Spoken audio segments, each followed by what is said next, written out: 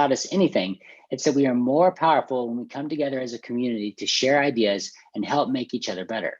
And here we are, virtually, showing the world what Denver is made of. At Denver Startup Week, we strive to make all of our sessions a space where attendees can connect, learn, and grow, regardless of gender identity, gender expression, race, ability, sexual orientation, and the combination of those identities. There's something for everyone at DSW. Thank you for joining us. Before we kick off, please join me in recognizing our DSW sponsors.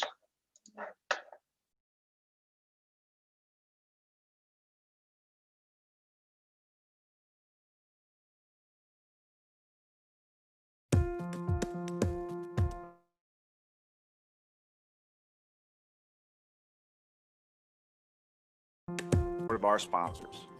We have nearly 40 sponsor companies who contribute to make DSW possible. Let's show our love for these companies today and all week long.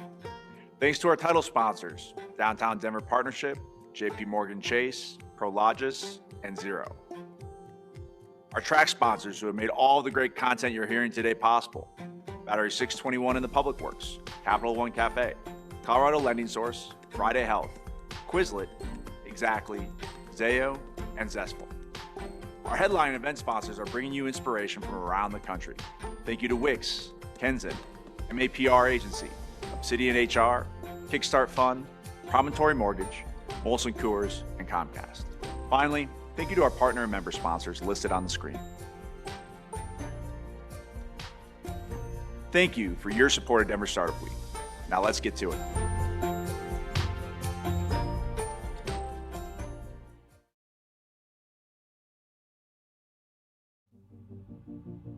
Quizlet is a global learning platform that provides engaging study tools to help people practice and master whatever they're learning.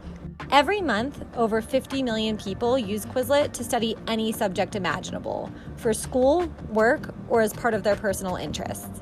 Quizlet is super efficient, and I often, walk to class with it on my phone or even just before I go to sleep.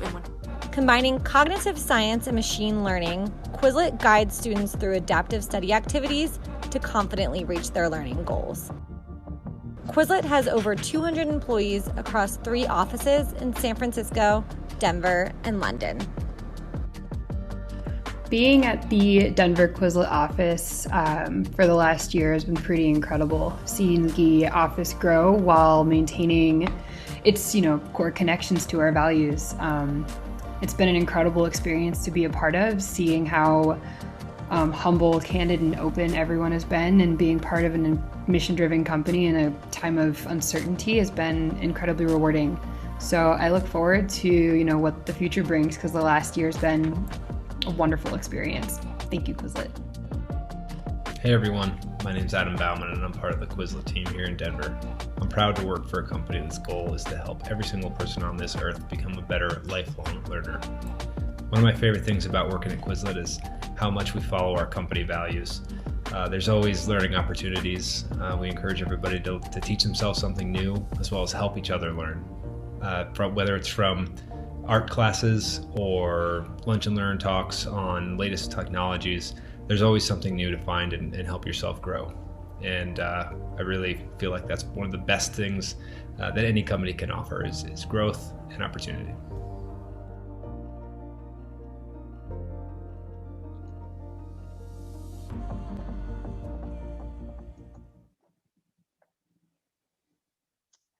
Thank you to all of our sponsors for their support in helping us to make DSW free and accessible for all.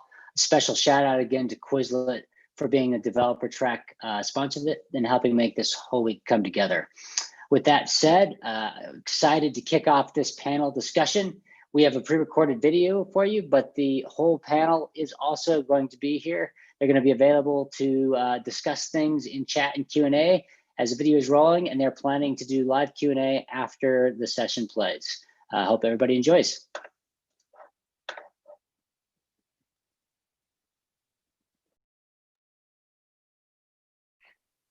Well, welcome everyone.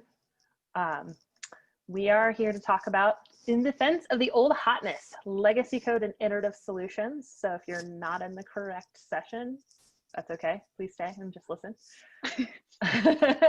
I will be your humble moderator. I'm Amanda Collins. I am a platform engineer at Ombud, which is located in downtown Denver. And I'm currently focusing on building out Kubernetes clusters and setting them up to be able to deploy microservices to them. So before we get started, we want to go quickly around the Zoom room and introduce ourselves. So let's start with Meagan.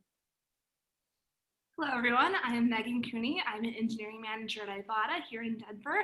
I've been at the company about 3.5 years and been working with some of these lovely people since then. I have been responsible for introducing some new tech stacks and also working with some of our legacy code. And I'm really interested in this topic because there's this great essay from Dan McKinley called Choose Boring Technology. And I feel like that really informs a lot of the decisions that I make and that I also like to coach my team on. And it's something that really helps me think about, like, how do I balance this desire to introduce new tech and keep everyone engaged and learning with also how to really kind of keep the gears running on the train, essentially. So yeah, I got into technology kind of a little bit winding path. I started out with a degree in history and then moved into tech almost 10 years ago now, and then have been in software engineering for a shorter part of that, and then moved into engineering management about a year ago. I really like it because I do get to kind of coach on these conversations and be involved in them on a higher level and work with a lot of different teams. Very nice, very nice. All right, next up we have Kalyn. Great. I am Kayla Eshleman. I'm a senior engineer at Ibotta. As Meagan mentioned, she had a winding path to software. I did as well. I originally went to school for theater and math, and then became a math and computer science teacher. Didn't do a whole lot with the theater thing. I fell in love with computer science by teaching it, and so then taught myself how to become a software engineer. Then became a consultant for a major airline, worked a lot with Java and Kafka, and then we got to introduce a brand new database system to them, which was Cassandra, which was also run by DataStax. Then I made my way to Ibotta about 1.5 years ago. So been working a lot there on Node and GraphQL, as well as introducing some Kotlin REST microservices. So I've had quite a bit of experience introducing new technologies and using them. I think the thing that like keeps me interested in it is the fact that you get to iterate a lot on new technologies. One of the things I love about Kotlin is that it's being worked on right now. So they're iterating and we get to iterate with them. So that's a pretty unique experience. I'm very excited to talk about all this today. Thanks. Welcome. Next up, we have Kevin. Good afternoon, everyone. My name is Kevin, and I also work at Ibotta. Been there for the last almost like a year now. My transition into the tech world is also a little bit unorthodox. I got my first degree in history as well, and that led to me, of course, to sell cars. And after a while, I just really didn't want to do that anymore. So I went and started studying computer science since I like taking those classes in high school. And I thoroughly enjoy learning new languages and techniques. And once I finished up my second degree, I got a job for a defense contractor here in Colorado. And from there, I stayed with for about a couple of years and then moved on to Ibotta. And what motivates me to stay interested in technological developments is just like my desire to stay informed. It's very important to know what capabilities and features have been added to existing technologies, as well as the new technologies that addresses functionality gaps that exist in current tech stacks.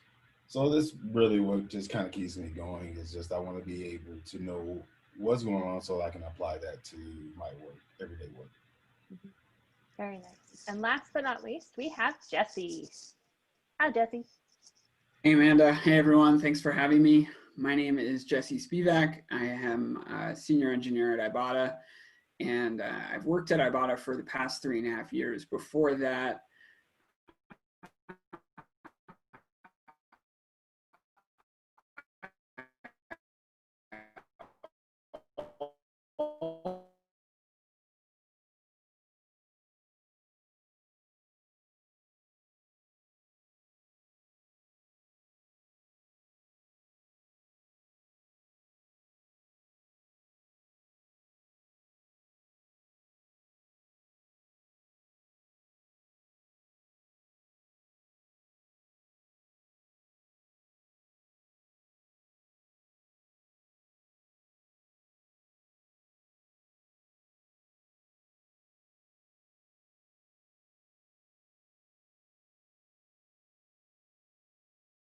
it often has a negative connotation, but really it should have a positive connotation, because legacy code is really code that makes you money. And so any code that becomes legacy is usually a good thing. And I'm excited to talk about it on this panel. I'm actually kind of curious, before we really get too far into it, with so many backgrounds with history, do you think that is applying in some way to how you think about legacy systems and why they're so vital to usually the ongoing life, like the heartbeat of a company? I like to call it code archaeology. Good one. I like to go through GitHub and trace, like, when was this introduced? What is the context of the PR that introduced it? Can I go back through and find the project management software ticket that talks about where that, why we did this, essentially?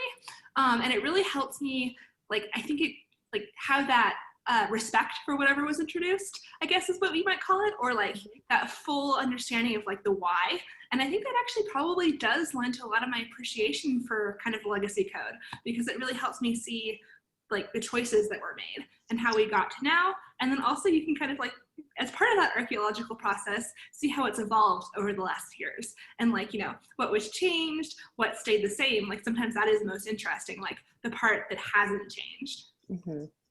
Yeah, I really do think that history kind of informs my general sense of how I approach code. Yeah, I completely agree with you there.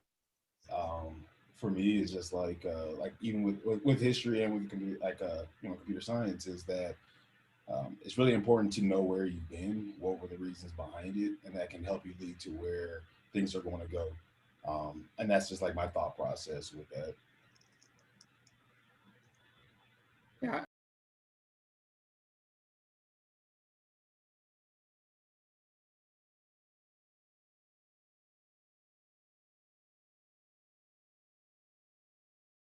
Part of, I think, being a good software developer, and that gets back to what Kevin and Megan both said about code archaeology. And it's wonderful to get to be able to read through someone's PR from a year, 2, 3, 5 years ago, and get all of that rich context, and and contrast that with a PR that just says "see ticket," and then we no longer have access to that ticket because we've changed the platform that we put our tickets on, for example. So there's a big difference there, and I think that coming to software development with some writing skill is very important.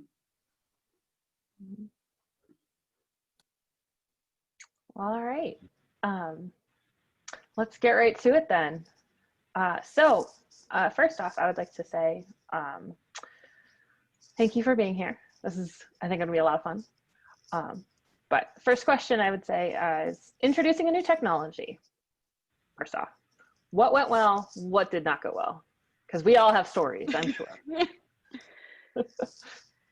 Yeah, I can talk about the transition from their MySQL database.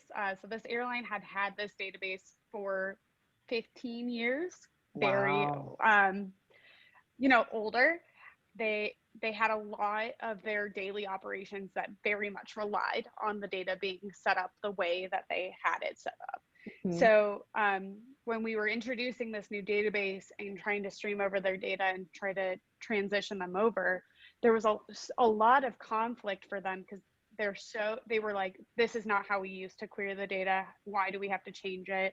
And so there was a lot of friction a little bit from the engineering side and the people who were so the data scientists who were trying to get the data. So that would say did not go well in general. Like, I think if they had been brought on a little bit earlier in the process and understood a little bit from the engineering side why that was a pretty crucial move for this airline, there would have been less friction there. But what went well, after we kind of worked through it with them, we went out and sat down with all of them in a big room. We sat and whiteboarded. We talked through why they need the data, how they query it, really started to understand like their use case for it. We were able to like marry the two. So we started designing a lot more of our tables around their current query patterns. With Cassandra in particular, duplication of data is not a big deal. So essentially you're designing tables for the query. And once you understand what they want from the query, that situation became a lot easier. So I think like, if you're going to change, bring people in early is kind of the advice there. Yeah, that's very solid advice. Yeah, so at my last job, I think we had a really good example of introducing one iteratively and it went really well. And then also me was introducing a new technology and it didn't go well. And it was also the same technology. So it was, we were kind of adding React, and we were adding React as like sprinklings of React. And it was a really super iterative approach that was replacing something on like our main homepage. And so it was really easy to really incrementally add it. It was super maintainable, like everyone kind of understood why, the data flow worked, it wasn't crufty, like, and then like it was also pretty easy for me to onboard the rest of my team, like, and for them to rationalize like why I chose this, how it was an iterative approach that built on what we already had. Well, about a couple months later, after that great experience, we had a new project where it was like build an entire, single page app in React in a month, and also, have it do all these extra things. And I think it was one of those times where we didn't have enough time to put in that upfront investment to really figure out how the overall architecture would work and be maintainable. Mm-hmm. And so I distinctly remember being about 2 weeks into the project, just going, I have made a terrible mistake in some of these choices that I've made. and like, yeah, and I felt kind of bad. And there are some things like I was able to recover from because of how I did architect it. But there were some things where it was like, wow, knowing what I know now, I could have chosen a much, much less painful way of doing this. That's very fair. So I guess when I had like a recent experience with trying to introduce a new technology, it was for us, we were trying to cut down on some like the operational expenses, and a big source of I guess a big area where we were losing or spending a lot of money was having these AWS Elasticsearch clusters up running at full capacity all day long to handle traffic for a short period of time. So after working with my team, discussing some possibilities, came over to then just use some of the other tools that AWS has to allow us to create a scheduled scaling for those clusters. So I was able to go ahead and use things like AWS Lambda and AWS CloudWatch to, in a sense, figure out what times we need these scale ups to occur, and being able to then make those requests in to have a scale up and scale down during those time periods that needed extra capacity. And is able then to, so that we're now just, and is paying for the higher full capacity costs only when we're using it and not, and then the rest of like during the downtime is when we're just paying like the more minimum cost of it. So this is the way to save extra money, and it was by using some of these newer tools that AWS has at their disposal, and trying to think of creative ways and solutions to use that to meet your needs or demands. Yeah, you touched on a very interesting point. You mentioned operational costs. Does that one of those kinds of things that you think about when you're considering introducing new tech into your working space? I would definitely say so. Like, I think that's a very important area where you have to, and I guess that touches on like on a different area as well, but when you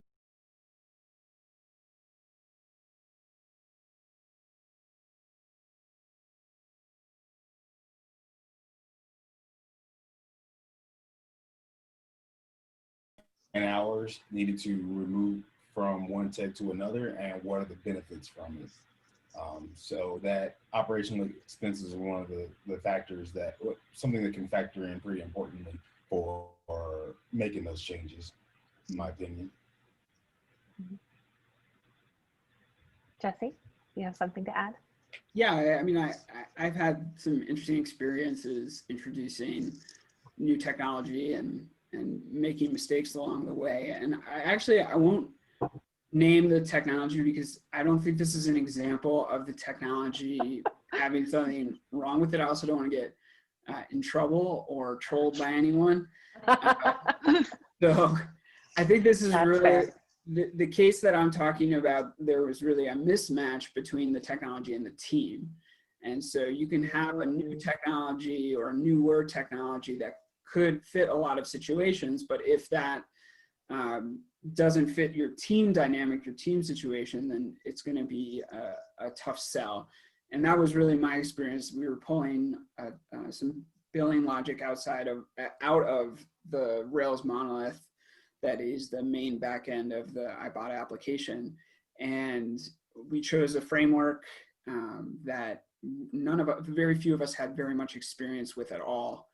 And it wasn't that the framework was bad. It was more just that the team wasn't ready to invest in learning this framework, and the system was too mission critical to get wrong. So those combined to make this a shiny technology that probably we shouldn't have reached for. Mm-hmm. Yeah, I know from personal experience, I have fallen into that same happenstance of situation. And I'm curious, as one of those considerations, is that also something that when you're introducing new technology going forward is something you consider now when you're introducing new tech? This goes for everybody here on the panel. Yes, and I actually think of an example that involved both of us, Amanda. I figured you'd remember that. Yeah, almost summers ago, we had a project where basically everything was net new to everyone, almost everyone on the team. We were learning everything from DynamoDB to Java to kind of our first experience with event-driven architecture. And I kind of feel like I personally, at least, never really found my footing just in that entire kind of ever-moving tech stack. And I think the biggest impact it had on me was not so much that I felt like kind of always like at that level of that slight level of discomfort, because, you know, that is how you learn. Like in that space is how you learn. It was more of that, like, I never felt comfortable challenging anything because I didn't have that background on anything. It was kind of just like, okay, cool, I have an opinion, but I don't know enough about it to say too much. And I think that kind of really impacted the entire team, because I think that was pretty much all of us. Like, none of us knew enough about it to have super strong opinions. And I think it really did impact the overall project. And I think it's really kind of something that I always try to introduce, like only one or two new things. Like, you know, maybe we're still using JavaScript, but we're using Vue kind of thing, rather than like, let's do something completely different. Yeah. So if you had to do it over again, would you advocate earlier on for going for more of a legacy tried and true solution, knowing that it would be something that the team would be more comfortable working in and developing in? Probably. I don't think I knew enough at the time about, like, I think part of the issue too is this kind of hits on something else interesting, where like I thought that the overall architecturally made sense, and I didn't really know how to achieve that through my legacy and more comfortable ground, if that makes sense. Like, because like it was something so different, it was like, okay, you know, this really does fit the different path. And it was really hard for me to think of like how, using the solutions that I was more comfortable with, we'd be even able to replicate it essentially. That's interesting that you said that, Meagan. I've had similar experiences in the like, well, it seems like this is the right technology to solve this problem, and the old one doesn't make a ton of sense. How do we iterate? And something you had asked about earlier, Amanda, I wanted to touch on. It's kind of in that same vein. I think when you're like, when it's an entirely new stack for everybody on the team, you run into that problem of like, no one knows when to speak up about something because the architecture and like understanding of that stack is missing. So generally how I balance it is saying, how many people on my team know this or know some part of this? And if the answer is like, well, this isn't a technology our team has used, but this person used it at their last job, or this person has started to work on it, I'm more inclined to like, let's go try it, let's pair, let's like collaborate and all learn together on it, rather than like everybody's net new and then it's everybody's responsibility all of a sudden to like become masters at it. You just kind of get to that like level of no one knows this. So you might not be able to pick the best technology for it because of that, but you might be able to do the second best one for that type of problem. And so I think that's one of those balances of new shiny. Yeah, absolutely. I know from past experience on a couple of occasions, when the team has not been familiar with the technology, what has helped very successfully is the entire team takes the time to invest upfront learning through it. And it's not a quick process, it's very slow. But if it's done with full energy intent into it, as a whole team committing to it, it can be very successful. And I think that goes for any technology, legacy or new. Let's see, how about technology you've used in the past that should make a comeback? This is, I think, one of my favorite questions to ask people in general. And my answer right now is there are some parts of Ember.js that I still really like, and how Ember, there are parts of it that I think are make things a little bit harder. And sometimes I've been comparing PRs recently for things we did in Ember versus in Vue, and the Vue PRs are like a third of the size. And so that makes me question why some of the paradigms exist in Ember that are creating all of this extra cruft essentially.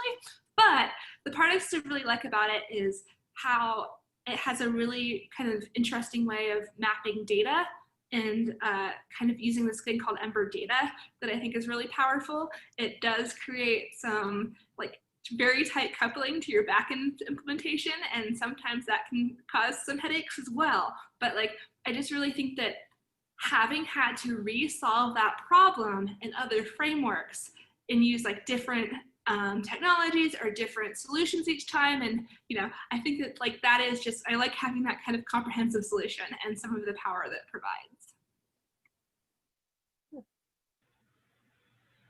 I have a funny answer. I'm gonna preface my answer with, you must laugh at this. All right, okay, go for it.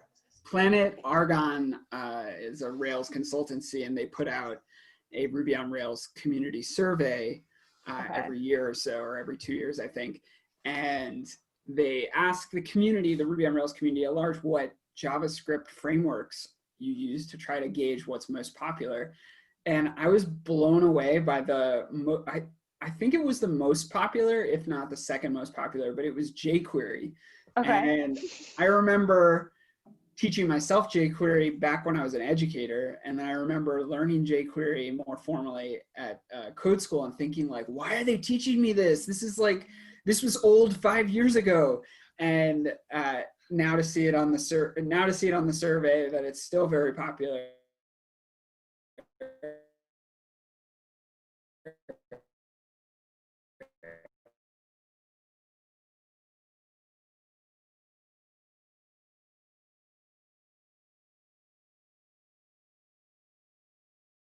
And knowing that they'll just get it done.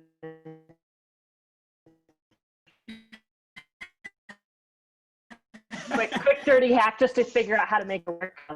Support, like, there's just something about it that it was just done basics, done right, done well enough that I can get some stuff out there quickly without having to really get like into like some of the nastier, lengthy, verbose ways to do it in the DOM.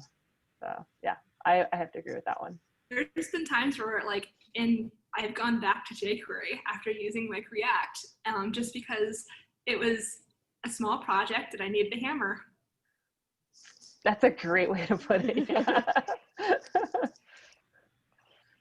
Yeah, my answer is like not really gone. I just think like in general, JVMs are really consistent for writing APIs. They are very tried and true. There is a lot of documentation, a lot of understanding in the software community around them. So I think it, you know, going to Megan's point of like, I just need to stand something up. Like when you just need to stand something up, I kind of feel like the JVM is the way to go. Yes, you can do APIs in Python and you can do GraphQL and Node, and that's fine. But when it comes down to it and speed, I think just JVMs are the technology that is made for it. That's fair. That's fair. Yeah, I was thinking about this, and I just found it kind of interesting because it kind of had me reevaluate myself as an engineer, where I kind of have it in my head that it's been, okay, this is old, this is newer. If I'm starting a newer project, it's kind of like I want to go with some of the newer, flashier stuff. But doing some like research on this, I read about how like PHP has kind of been reinventing itself and adding new features to try to keep up in today's world. And I'm a React person. That's what all my front end knowledge is really around React with a little bit of Angular. But I could be appreciative of the fact that PHP is trying to keep itself relevant. It was like one of the first ones, and it wants to try to show that it can try to keep up with the big boys. Mm-hmm. And I find that pretty interesting, and it had me kind of making me like, I guess, reevaluate my thinking in that regard, that maybe I shouldn't just throw away something that's older. I should try to do some research on it and see there's a reason why this a certain tech was made in the first place, and I can use that to help try to figure out, is this something I can use now, and if not, why not? It's just something, I guess, in general, that it helps me understand, and in this case with PHP, understand the front end frameworks a little bit more and why it's.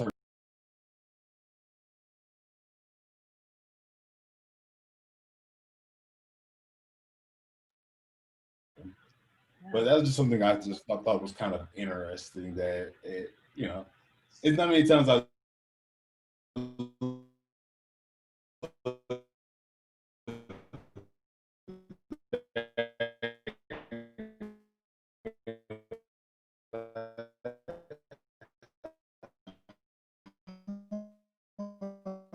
why do I think that? Yeah, I have years and years. So thank you for bringing that one up again. What are some interesting uses of a older technology that you've used recently, or that you've seen recently, not even necessarily used?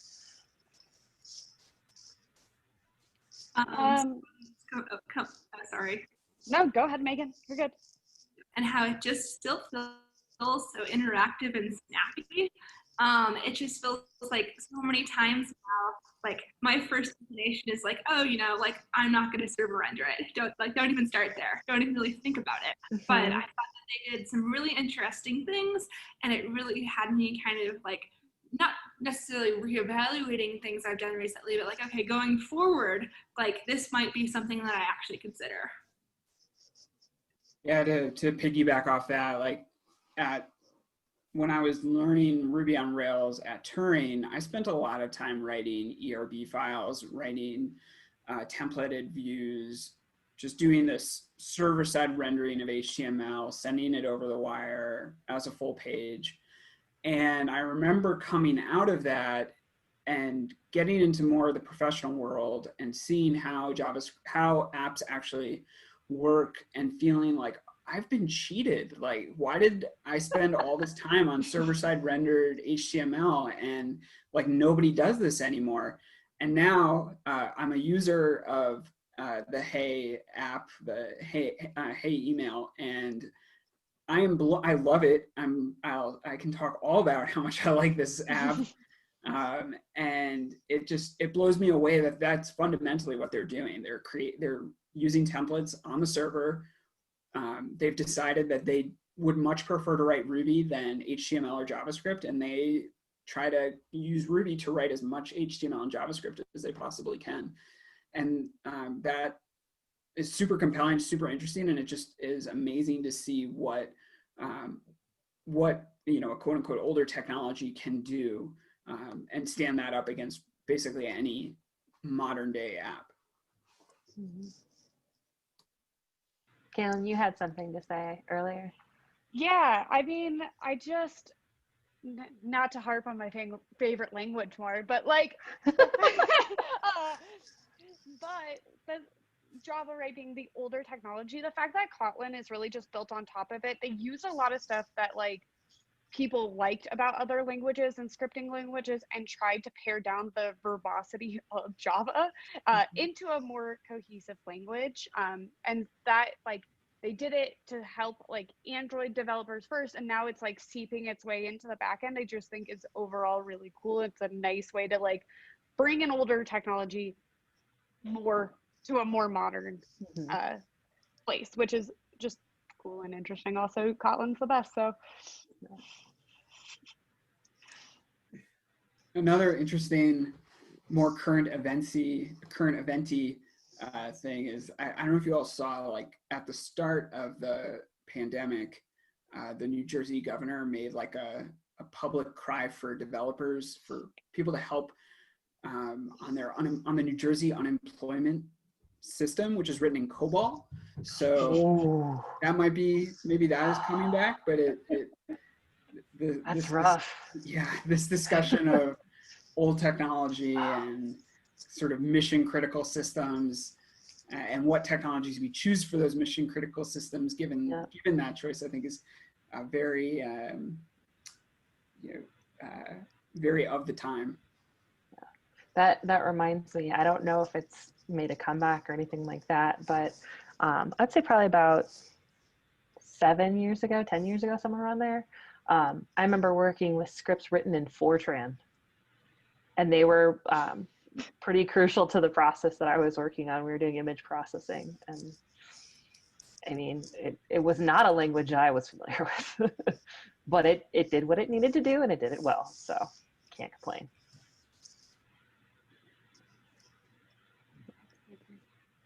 All right. How about what's a new shiny that you really appreciate? Because everybody's got a favorite. Yeah. For me, it's Redux. I really like, so in my spare time, I like working on some front end work because I spend most of my time at work doing back end, and I just want that balance. And one of these new shiny tools is Redux, and I just love how it's that, it's a store management tool, and it just makes it so much easier passing like values around the front end code instead of trying to make sure you're passing it correctly from parent to child throughout your application. And I just really like how nice that is, where I can just focus on what's needed for a particular page and not where did this page come from, and then I'm making sure that I'm getting that information down to it. So that's something I really do appreciate. Because once again, I like messing with React, and it just works so good together. Very fair, very fair. I actually won't talk about Kotlin right now. I think I actually think like one of my favorite new shinies is GraphQL. This is like over the past like 6-8 months. This is the first time I've really worked in a system that uses GraphQL. I think in general in APIs, you're like, yeah, just send it all. And that can have some pretty big performance implications. So I think like giving your clients a lot more control over what of your data they care about is a really interesting way to approach API design. So I think that is actually the one that I'm like really interested in and doing a lot more education in my spare time on. I just think it's a cool thing. That's my answer too. if Kalyn's not going to say Kalyn, maybe I will say Kalyn. And I'm by no means an expert, but it does for me solve a lot of the pain points that I've felt writing Java, and it is a pretty nice syntax, and there's a ton of learning resources out there. It's easy to pick up. And back when in-person offices were a thing, I could just walk over to Kalyn's desk and drag her to my desk and make her help me with it. So yeah, I'll give a shout out to Kalyn. I think it's a pretty intriguing technology, and it seems like it's only going to get more popular. No. Maybe that last statement won't age well. We'll see. Okay, well, if that's the case, then mine won't either. My pick would probably be, and it's not that shiny as much anymore, would be AWS's EKS, which is their service for supporting Kubernetes in AWS. Having spent a time looking into how you actually build out a Kubernetes cluster and getting it up and running and all of the 8 billion things you have to configure or you can configure to do certain cases, actually being able to read and see EKS can abstract away a lot of that complexity away. Now, granted, it's like there are some trade-offs to it, but I don't have to think nearly as hard about how to solve certain aspects of getting a cluster up and running. And I really like that because I like getting into the details now. It really does take a team to build and maintain a cluster, just hands down. Like I get it. I get it now. I think you're kind of on something interesting with that, Amanda, Yeah. which is that a lot of these things that we do appreciate that are new are things that really, really, truly have like a huge impact in either like productivity or performance or like, it's not like an incremental difference, but like a complete like paradigm shift almost. Yep. And in stuff like this, none of it has just sprung up overnight, right? It has all been stuff that somebody saw a way that they could make it a little bit more efficient and they kept iterating on it. Angular is a great example of that. Is back, I think, when it was first developed, it was just a way to make rendering stuff a little bit easier. And then it turned into this big community supported framework. So yeah, I would say that's probably one of the most interesting takeaways out of any like evolution of stuff that is more newer and more adopted is it's based out of legacy in some way. Okay. So what are some of the things that you weigh when using it over something older? Think on it. Yeah. Well, I had touched on it a little bit. I think like the developers working on the project is pretty crucial in that decision. Even if you're choosing something that is older and it's new to all the developers there, that doesn't mean it's going to be successful. So I think taking into account the like skill set, the full skill set of your team, that doesn't mean if one person doesn't know it, you shouldn't choose it, but like taking that piece into consideration is pretty important.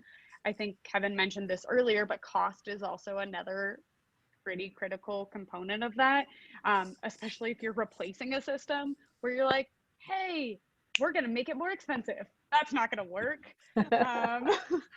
So I think for me, those are like the two things. And then at the very bottom is like, oh, I kind of would like to maybe work on that, please. That like engagement is kind of like the bottom tier of when I say let's do this technology. I like that. It's a good answer. Thanks. Is a little bit more involved in hiring. I think I am a little bit more biased to the like, is this something that people will be interested in working on? But I think that also on the flip side means that like I am also a little bit more sensitive to the overall maintainability. And I think that some of my opinions on this have gotten a little bit more, I don't know if I want to use the word conservative, but like as I've evolved in my software engineering career, I try to balance like using things that I definitely know and that my team definitely knows, and things that are new and are interesting and exciting, and I definitely think that there's a right balance, and I definitely know that like talking about some of the things that we've been working on lately does get like that extra level of excitement, which is kind of fun. But I definitely think that there are still some other things to consider besides that.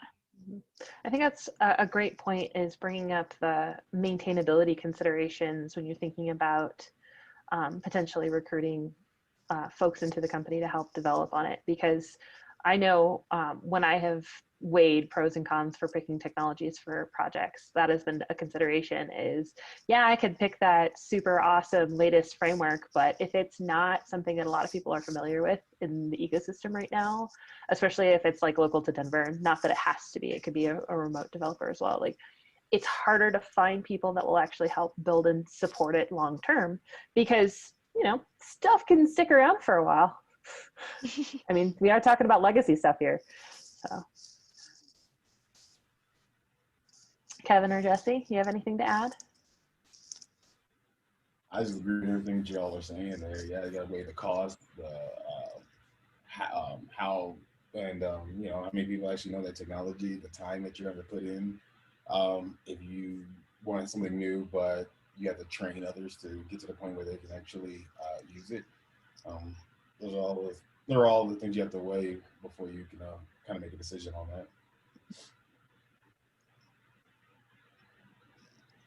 Yeah, I would just add that there's a really big difference between a business and a hobby, and what you choose to pull off the shelf for your own hobbies or hobby projects is different than what you should pull off the shelf for an actual business. So I think that understanding your use case and like the severity or like really the costs associated with that use case could help inform that type of decision making. So I want to make sure that we have some time for our audience to ask us some questions before we end the session. So this will be like the final question on my list of questions. Is this something that you think about more in light of how the pandemic is affecting technology costs when choosing legacy systems versus newer technologies versus anything like hacky or whatever it is to kind of make things work? Yes, I think the short answer is yes. I know Kevin and I just worked through a lot of this fairly recently, because we were kind of told like we need to reduce technology cost. How can you do that? And so while that was happening, we were trying to extract out some microservices. So making sure that it can match the scale that we need right now and not be super expensive to go do that. And making sure it's cheaper than the thing that we are currently doing. Were all things that we considered and like did deep dives into. Anyone else have anything to add to that? Jesse? I have an anecdote which I'm going to use to represent data to generalize, but I saw this for the first time during the pandemic. It was a job posting that talked about a company. I don't remember what the company is, but moving from a Node application to a Ruby on Rails application, and they were looking for Ruby developers to help them make that switch.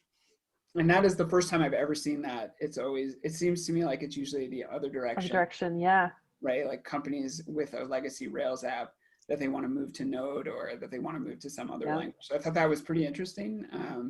And of course, like I think in general, we're with so much uncertainty in our country and just in our society, there's just a feeling of conservatism, and I don't mean political conservatism. I mean like actual like risk aversion out there right now. And so if I'm going to, have to worry about like, staying away from my neighbors and not going to the grocery store, I'm probably not going to reach for, Crystal for my next application as much as I think that Crystal is cool. Yeah. I think that that's a great point. One thing I have noticed is, I think we've all noticed this, is businesses have all been impacted similarly and differently, and they've had to do different things to try and adapt and survive. And we know that some businesses have not. And in technology, I think this has definitely led towards a lot of encouragement for engineers as individuals to think about being more budget conscious about the design choices that they make, which means that you kind of have to expand your awareness of sorts as to the technology choices you make and what it will cost to operate at scale, which is not necessarily the easiest skill to have.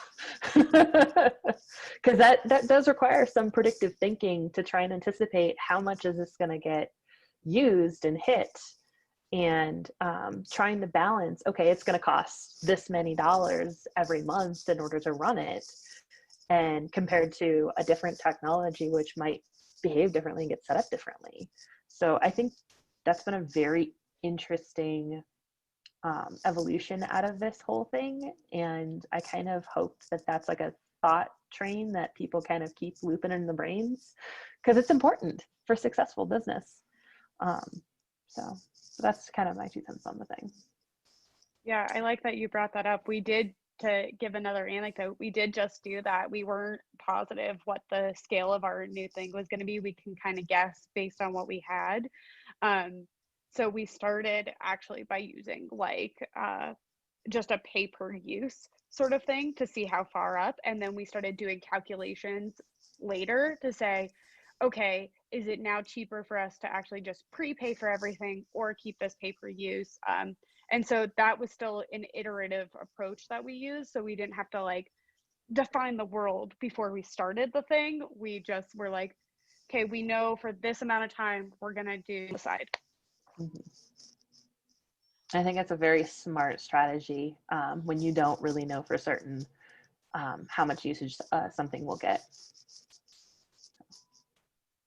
Any more final thoughts before we open up the panel to questions from the audience? No? Yeah, maybe? I don't know. Megan looks like she's thinking about something. I don't know. This is just one of my favorite topics because I do feel like for such a long time, I worried that it was affecting my career to have some of these opinions because I did cling to the old hotness, I guess is probably the way of putting it. Mm-hmm. And I always had to kind of balance, like, is that the right decision overall? Or is this starting to impact like my growth and my learning, and how to try to really balance that desire to have that growth and that learning, and also like, you know, keep the lights on. I think that's very fair. Well, I think it's time to open up the panel to questions from the audience. All right. From what I can tell, there are no currently open questions. So if you have any burning questions, we do have a few minutes left. So you can submit them through the Q&A, or I don't think we can do this with the webinar version of Zoom, but maybe actually live mic speak if you have microphone enabled. I think we would have to manually give them the... That's what I was thinking, but I wasn't sure. Yeah. While you're all thinking of your burning questions, I do just want to say thank you all for joining us. We had a good time. Sorry if the video is a little odd, but we appreciate you sticking with it. Technology, as we all know, is hard. Yep. Yep.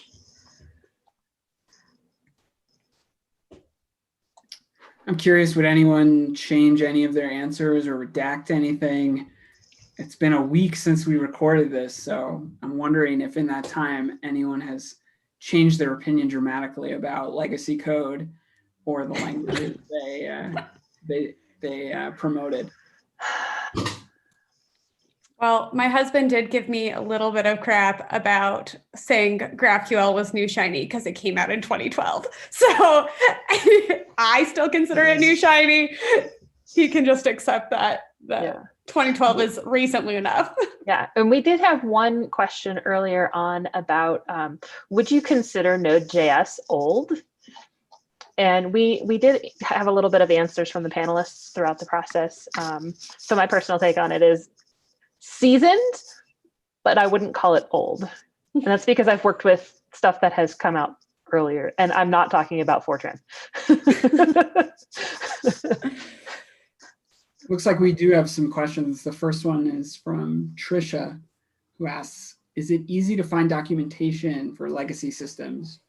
Do you always trust that it's updated? I think in general, I look to see when it was last updated, but for legacy systems, I think this is kind of one of those big problems with Java, is that there's so much out there and a lot of it is outdated. So finding the most up-to-date one is pretty hard. A lot of Stack Overflow stuff is from 10 years ago. It's not that useful right now. So I just try to be a little bit more specific in my Google searches of, now that I am in Java 14, I will specify that in there. So easy to find documentation, yes. Relevant documentation, more challenging. Yeah, I would definitely have to agree. One of the greatest things under the sun that I've seen is when companies keep the older versions of documentation, because sometimes the latest and greatest, that feature is way long gone. And you're like, wait, what are you talking about? And you run into problems, and then you go down this rabbit hole of stuff where you're like, this makes no sense. And then you look closer and you're like, oh, okay. Yeah. But yeah, I agree with your answer, Kalyn. Should we move to the next question, or does anybody else want to add on to that? Cool. All right. Next question. This is from an anonymous attendee. Thank you for attending. What are some of the more obvious signals y'all see to indicate that migrating to a new shiny thing is better than the old understood thing? That's a good question. Mm-hmm. I think one thing that Meagan said in the conversation was that she thinks about hiring. And I think that that could be potentially a sign if the only folks who can work on the thing that you're currently working on are sort of out of your price range, or if you can't even find folks in the area or now in remote world to work on the thing, it might be time to think about moving. I actually think this is something that's really hard to kind of answer when you're first picking something. It's much easier to answer in retrospect. So I don't know. I think it's really kind of that finding the best tool for the job, but sometimes, as we kind of alluded to, like that can have other repercussions.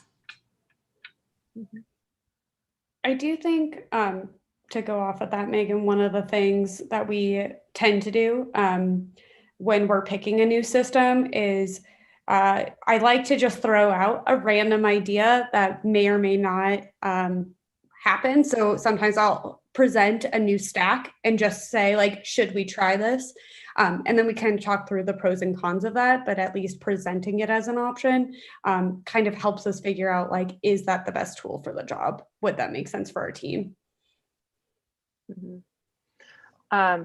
From my experience, I would say probably, and these are particular to the thing as it runs, would be things like when you are constantly throwing more hardware at something to try and solve for, maybe it's memory issues, garbage collection issues, downtime, maintenance downtime that you're doing all the time. It's possible, and it's not always a guarantee, that you might be starting to see the starts of something where maybe something newer might make more sense, because whatever might be causing an underlying problem, and it could be the code that was written, it could be the framework it's on, it could be the infrastructure it's deployed on. It's hard to say because everything's a little different.